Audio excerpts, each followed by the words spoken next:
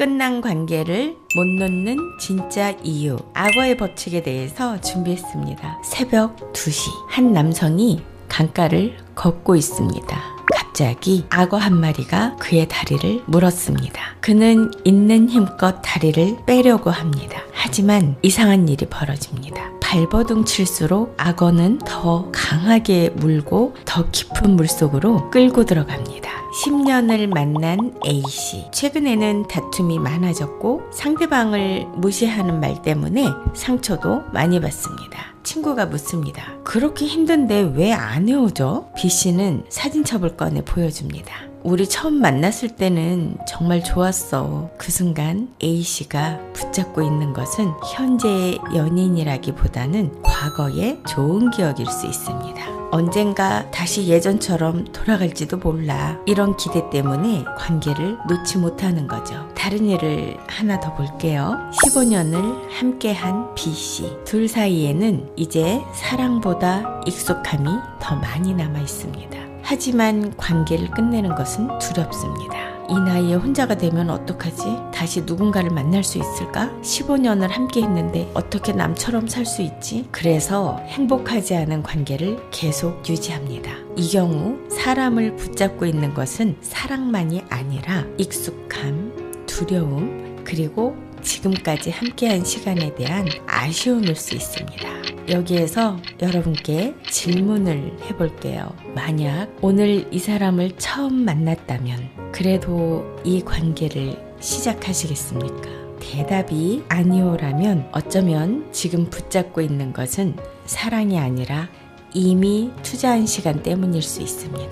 상담실에서 자주 듣는 말이 있습니다. 원래는 좋은 사람이었어요. 술만 안 마시면 괜찮아요. 평소에는 잘해줘요. 이 말들의 공통점은 무엇일까요? 좋았던 순간을 붙잡고 현재를 보지 못한다는 거예요. 심리학에서는 이것을 간헐적 강화와 연결해서 설명하기도 해요.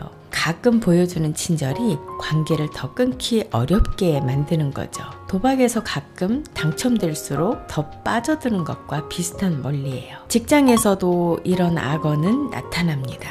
출근길이 두렵습니다. 일요일 오후만 되면 가슴이 답답해요. 잠을 자도 피곤합니다. 그런데도 말합니다. 여기까지 왔는데 조금만 더. 결국 몸이 먼저 신호를 보냅니다. 두통, 불면, 소화불량, 무기력, 우리 몸은 종종 우리가 인정하지 않는 현실을 먼저 알아차립니다.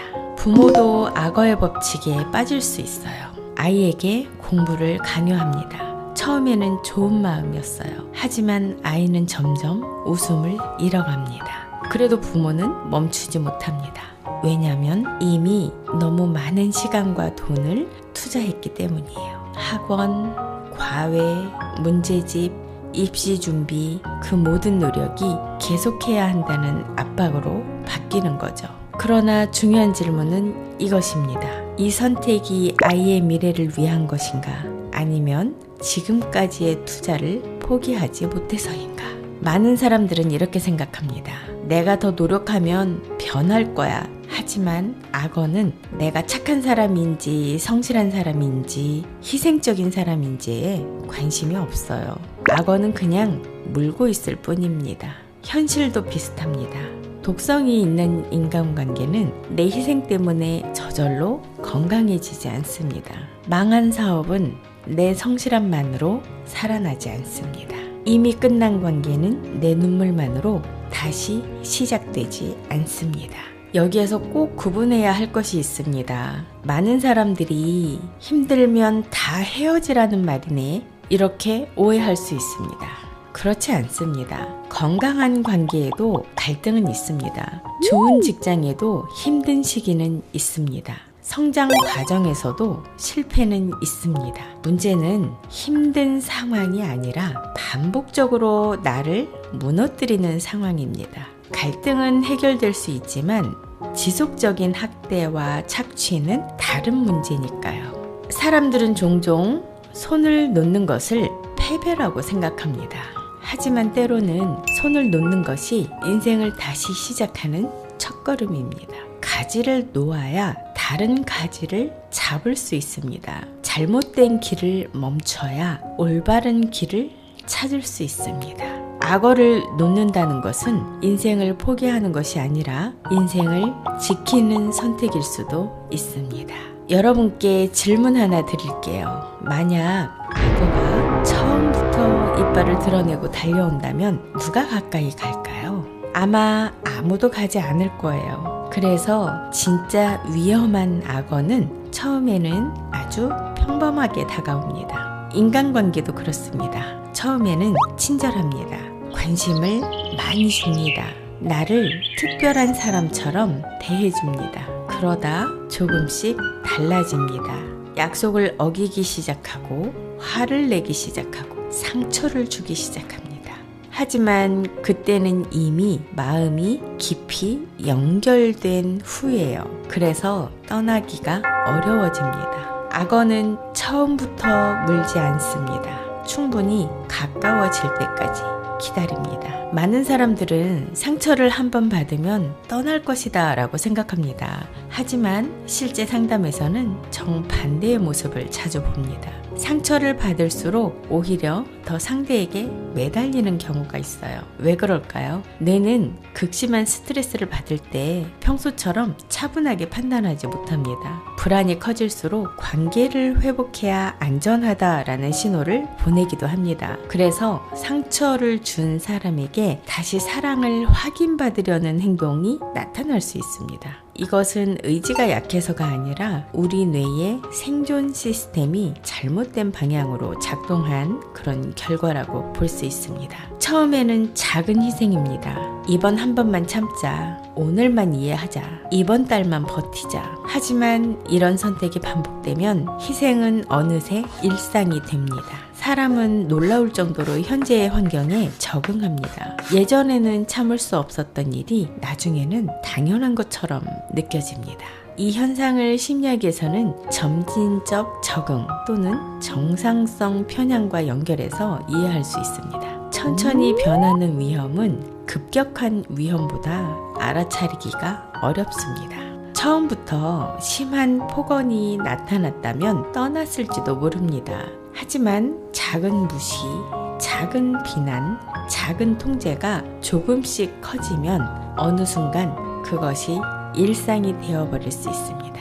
인간의 뇌는 익숙한 것을 안전하다고 착각하는 경향이 있어요. 그래서 행복보다 익숙한 불행을 선택하기도 하죠. 새로운 직장을 두려워하고 새로운 관계를 두려워하고 새로운 삶을 두려워합니다. 왜냐하면 익숙한 고통은 예측할 수 있지만 새로운 선택은 결과를 알 수 없기 때문이에요. 그래서 많은 사람들이 행복하지 않으면서도 떠나지 못합니다.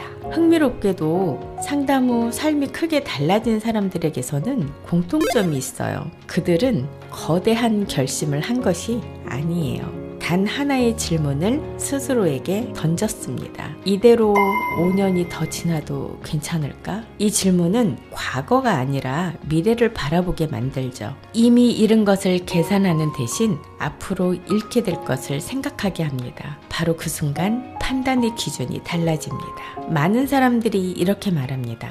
지금 그만두면 지금까지의 시간이 아깝잖아요. 하지만 다른 관점에서 생각해 보겠습니다. 오늘 그만두지 않는다면 내년에도 같은 말을 하고 있을 가능성은 없을까요? 그리고 5년 뒤에도 10년 뒤에도 여기까지 왔는데 이런 말을 반복하고 있지는 않을까요? 악어를 놓는 순간은 끝이 아니라 새로운 방향으로 걸어가는 출발점일 수 있습니다. 악어에게 물렸다면 어떻게 해야 할까요? 많은 사람들은 더 강하게 싸우라고 말합니다. 하지만 살아남은 사람은 악어를 이긴 사람이 아닙니다. 악어는 내가 싸워야 할 상대가 아니다라는 사실을 가장 먼저 알아차린 사람이에요. 결국 살아남은 사람은 악어와 힘겨루기를 한 사람이 아니라 신발이나 가방을 버리고 몸을 돌려서 탈출한 사람이에요. 우리 인생도 똑같습니다. 인생에도 같은 질문을 던져보세요. 지금 내가 붙잡고 있는 것은 정말 지켜야 할 가치일까요? 아니면 단지 놓지 못하고 있는 습관일까요? 인생에는 끝까지 붙잡아야 하는 것도 있습니다. 가족, 신념, 꿈, 그리고 나 자신. 하지만 끝까지 붙잡아서는 안 되는 것도 있습니다. 계속 나를 무너뜨리는 관계, 회복 가능성이 없는 선택, 이미 끝났음을 알면서도 인정하지 못하는 집착. 지혜로운 사람은 무엇이 소중한지 뿐 아니라 무엇을 놓아야 하는지도 아는 사람입니다. 지금까지 함께 해주신 여러분 감사합니다.